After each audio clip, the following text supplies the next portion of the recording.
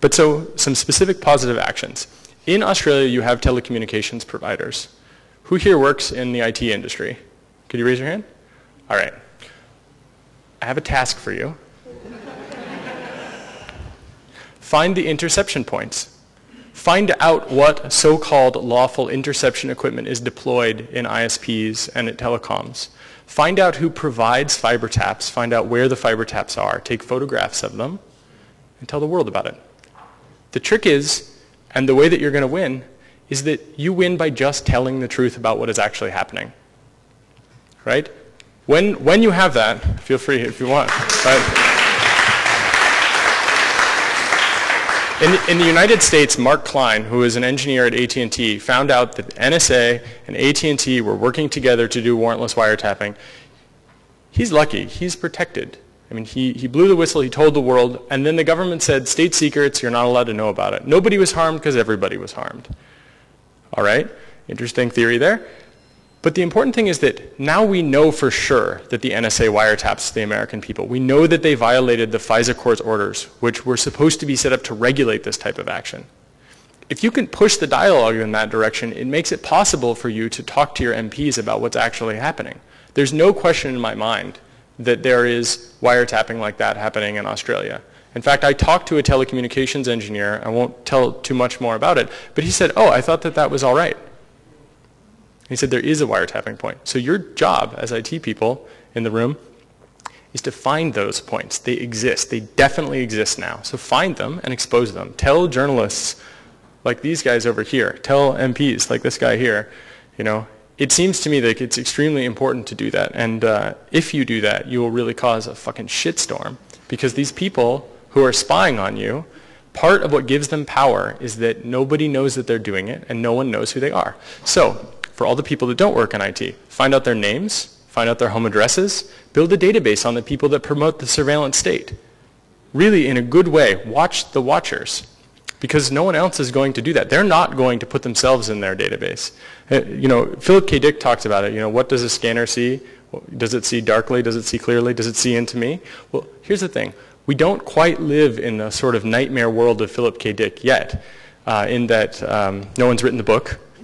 But it's possible that we can really, in a good way, find out what these surveillance people are doing just by watching them. For example, you know where the new, the AZO office, I think, is the one you were referring to that was just built?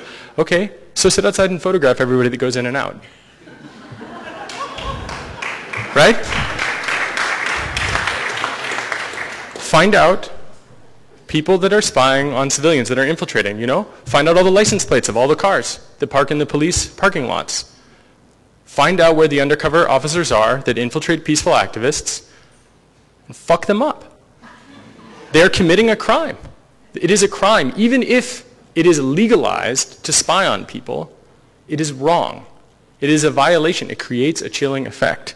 So you can also do stuff like use Tor if you want on your computer or whatever, or install TextSecure on your cell phone if you're worried about someone, you know, intercepting your communications. But the thing is that they are intercepting all of your communications at some point. There are interception points. Text messages are usually stored by telephone companies. You can do that stuff. But you actually have to adjust the systemic problems. Just using some free software and just encrypting things here and there, it's useful for protecting yourself, but it doesn't change the actual systemic problem. The systemic problem is changed by changing society, and you change that by engaging with it. And one of the ways to engage with it is to out the secret police that violate your rights, and definitely to find out why it is that every Australian, every senator, every politician is not screaming their head off about protecting Julian, because each one of you is Julian. If you do something that actually upsets somebody, if you make enough of a difference, your head will be on the same chopping block. So why is it that these politicians aren't just absolutely foaming at the mouth to protect him, but instead say that what he's done is illegal, and then later having to retract it because the facts say otherwise? I mean, really pushing based on facts, really absolutely getting this information, and really undermining the secrecy of these types of agencies will help you to regain that autonomy, I think. And for example, Dana Priest in the United States did this with Top Secret America. Just talking about the number of clearances got her death threats, and you could read them online. Because the thing that scares the shit out of these people is that you know, or that I know, what's actually going on. The amount of money that's being spent. So for example, who here has filed a FOIA request? Anyone? Okay, who here hasn't? Well, without putting your hand down, keep your hands up, okay? Who's going to? Keep your hand up. If every single one of you guys files FOIA requests about the type of equipment that's being used and the amount of money that's being spent and what it is being used for, you'll start to get some answers about the surveillance state and its capabilities. You maybe won't learn about the fiber taps of undersea cables on the edges of Australia, but you'll find out about what's happening here in the city. You'll be able to understand the numbers that Soulette was talking about, where every year it seems 10 or 20,000 more Australians become criminal enough to be followed electronically. So I think, I was on, or I tried to be on ABC 730 report last night. I don't know if I was, actually. They interviewed me, and I think they cut it because they asked some really stupid fucking questions, and I didn't play ball. But they said, don't you think that it's sort of a nightmare, kind of weird thing to believe that protecting individual privacy is, it's not some kind of weird contradiction to also promote institutional transparency? It's like, what is this, an Onion interview? And they didn't get the joke, and I think that's probably why they cut it. But I think it's important, to do something here, which is you have to protect, especially in law, but on your own, individual privacy. But the way to do that is to increase, one of the ways in a long-term strategy is to increase institutional transparency. So when someone challenges you and asks you for ID, you ask them why they need it. When they ask for your birth date, you ask them why. Why should I give you these things? And really, as much as possible, to push back on these things, because voluntary surveillance, encouraged by the structures of society, they weaken us. And they actually create an emergent phenomenon of a surveillance state, even if it's non-technical. Reporting on each other through things like Facebook is a great example of that. I mean, it has incredible advantages. I know lots of people that would have never had sex without Facebook. But it's just not worth it. Really, it's not. So, I mean, if you can, try to pass legislation or push for legislation that does stuff like outlaws black bag jobs, right? So that spies can go back to being spies, right? If they get caught, the agency will disown them, hopefully, right? Because breaking into people's houses is an affront to democracy when it happens under the cover of night, in secrecy, without delivering a warrant. Because monitoring someone's telephone is something that when people think it is possible, it changes what they say on the phone. So try to push for laws and legislation that outline what you really want to see in your world, right? So for example, having EFA talk to people in the Australian Parliament is really powerful, because even if people don't understand technology, and they shouldn't have to, they do understand essential liberties. And they do understand the idea that all people wish to be free from authoritarianism, breathing down their neck, telling them what to do. And so really engaging with that while you still have a functional government, which doesn't really seem to be the case in the United States anymore, is really important. And I would really encourage you all to do that. And so, in conclusion, I love the internet, and I hope you continue to make it a beautiful place.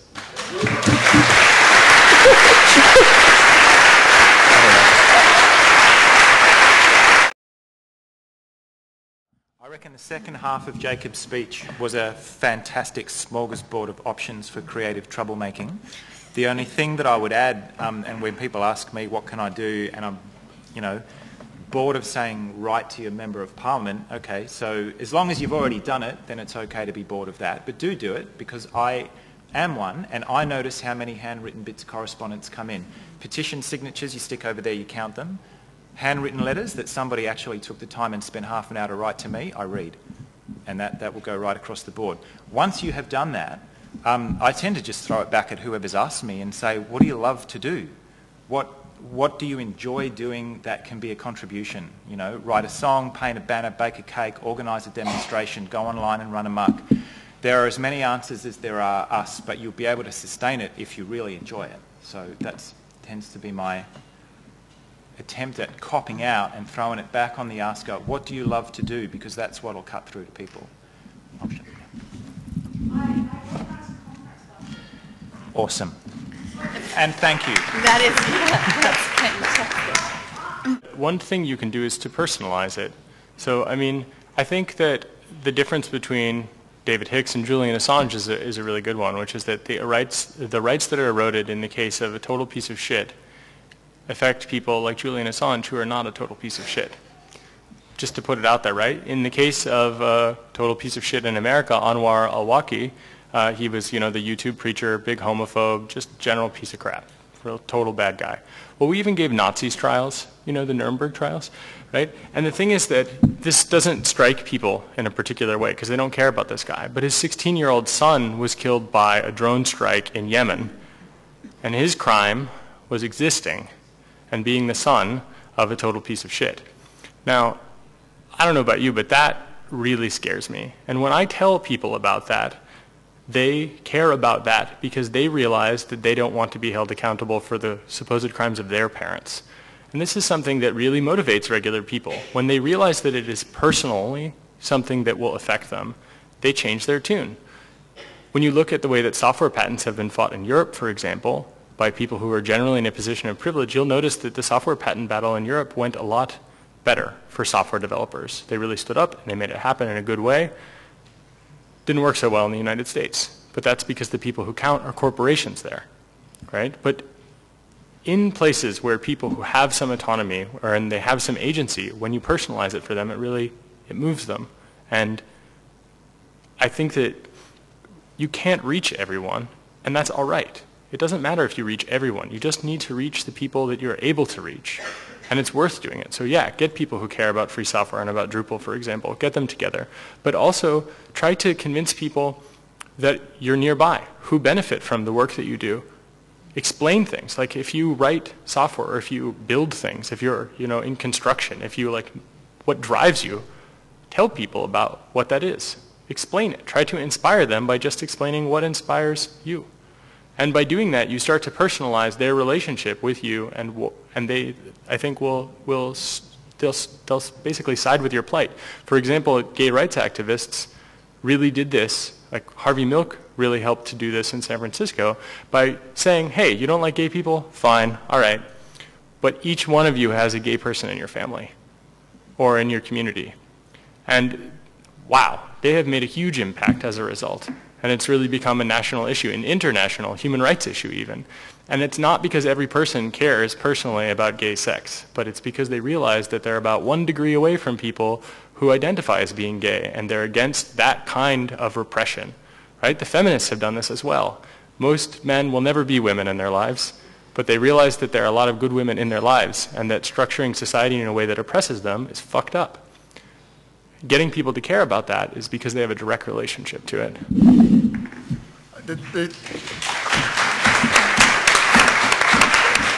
Yeah, okay, that's interesting. I guess I haven't had that link drawn directly before, but just so people know how this works, the political parties all maintain their own private databases of constituents, and it's as simple as being able to keep track of, okay, that person rang us 2 weeks ago and wanted to talk about their cat up a tree or whatever, that the people who staff and work in the office will make a file note against your name as a constituent. So it sounds innocent enough. And so these databases over time get very big, and they're obviously deployed during election campaigns to try and round up supporters or work out who can be tapped to help and so on. And each of the parties, the old parties in particular, now obviously have very large databases. I think mainstream politicians' reluctance to support WikiLeaks and Julian in particular is a lot deeper than that. And it's probably tangentially related to the fact that maybe that'll be spilled later. It's more directly related to people's initial reluctance to support David Hicks. It's like, can we set aside what we think this guy may have done and acknowledge that he has human rights that need to be protected? Julian Assange never trained in a Taliban camp in Afghanistan. He's a journalist working for a publishing organisation. And I think as this campaign rolls out, and depending on how the United States government plays its cards, I think we do have the potential to bring politicians from all parties on board much more rapidly than they came on board in the case of David. Much more rapidly. This guy is a journalist, and he is an Australian citizen, and he has rights. He has political and human rights that should be protected. So I haven't written off the Australian political constituency. The Prime Minister and the politicians who inhabit the Parliament need to decide whether they are accountable to the Australian population or to the demands of the US government. And which way they flip on that fundamental question is up to us. It's up to people here. Was on one of the questions from up the corner here, the question about how are creative people going to make a living in a world where ubiquitous file sharing and pirating of creative material has basically just completely short-circuited the model that we've grown up with. And I think it's something, I don't know that any of us covered it actually in our opening statement. So what we've had in Australia is a very different approach to what's happened in the United States, where the copyright industrial complex, if you will, has effectively declared war on the internet, declared war on users, on file sharers, on governments, on websites, actually on everybody. They've just run amok, spectacularly overreached. They've had a punch in the face, and they'll be thinking about some kind of strategic withdrawal strategy where some slightly less extreme proposal will be advanced as the moderate compromise. In Australia, we've got something really different happening, which goes, I think, directly to your question, which is where we've got the rights holders and the Motion Picture Association and Hollywood, and the ISPs and the carriers have been locked in a room by a former Attorney General and told to sort something out. Okay, so I find that extraordinarily interesting. They will have been given, I guess, a variant of your question of how does everybody make money in this file sharing world. What I find the most offensive about that is that they lock the people out of the room who actually matter. All of the people that you listed, the creatives, the writers, the artists, the musicians, the performance people, they're not in there. The rights holders are in there. The end users, the consumers, the people who actually wouldn't mind paying for this stuff if it was freely accessible and not overpriced, us, are locked out of the room as well. They've got the intermediaries in there who have basically been told to come up with something that's not too offensive for your corporate interests. They've locked out the producers and the consumers, and that's why the model that's being discussed in Australia, when it's finally provided to us, when we get to hear about it, will probably be stuffed and offensive. I'm interested in the question that you've asked being put to us and being put to the creative communities. If the government's not going to convene that meeting, then we will. But let's have let's have the real conversation. I want people to, my background is in creative industries as well. Of course these people should get paid. But actually the intermediaries, not the ISPs, but certainly the people running the SOPA debate, a lot of those interests are obsolete. We don't need them anymore. Bernard can riff off this stuff much more eloquently than I can, but these folk are trying to preserve their incumbency in an age that no longer requires them, because things have changed. When I first met this fellow, I was in London in December when I went across to attend the court stuff for Julian, and the interesting thing was he made me introduce myself to him, and then I think he went and looked me up, and then he came and introduced himself to me, which I thought was interesting. And he spelled out and laid bare for me the psychology of surveillance. And we've been talking about it for the last 2 hours, but I thought I might lay it bare for you because it really cut home. Talking about these things being tracking devices that make phone calls. And he spelled out the psychology, and I think you said the other night that you were riffing off some work of a friend or a colleague, and the first layer is, I'm not interesting enough to surveil. I'm probably... what I do isn't worthwhile. I'm not interesting enough to surveil, so I don't mind. I'm not interested, therefore. The second stage, after you maybe get over that, is, well, I'm not doing anything wrong, so it's okay if I am. It doesn't make me uncomfortable because I'm not doing anything that I'm ashamed of. And the third stage, once you get over those two, is screw that. That is offensive. I have a right not to be surveilled. It doesn't matter whether I'm interesting or whether I'm doing anything wrong, and who the hell is judging right or wrong anyhow. I'm taking countermeasures. I've had enough. And I think maybe we can encapsulate the work of the day as we, whether that hits home for you, whether you've inhabited some of those spaces around surveillance, it is absolutely offensive.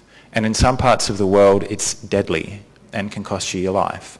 So let's not just suck it up. Let's push back. Particularly at an event like this, there will be people in the room who you'll only know by their Twitter handles. And maybe you'll only know them because you're friends on Facebook and they're about to abolish their accounts, and so you should really get to know them while we're here in the room, because we don't want to rest too heavily on military metaphors for something that's vastly more complex than a war, but look after each other, get to know each other. Notice the people who've turned up today when they could have been out watching, watching the cricket or whatever the hell it is that everybody else is doing.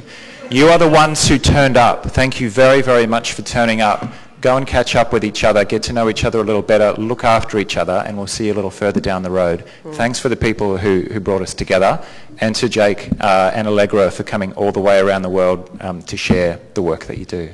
Thanks.